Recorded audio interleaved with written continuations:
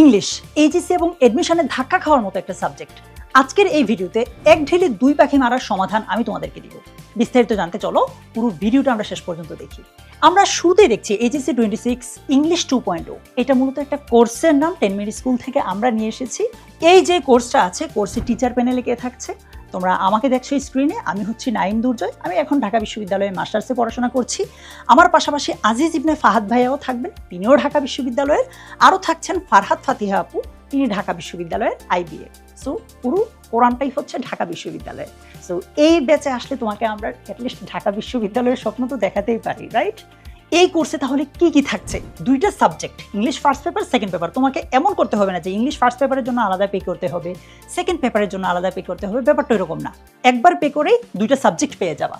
সপ্তাহে দুইটা live class, একটা ফার্স্ট পেপারের একটা সেকেন্ড পেপারের। আমাদের এই কোর্সটার যে 1.0 আছে ওইখানে আমরা 90টার মতো ক্লাস নিচ্ছি।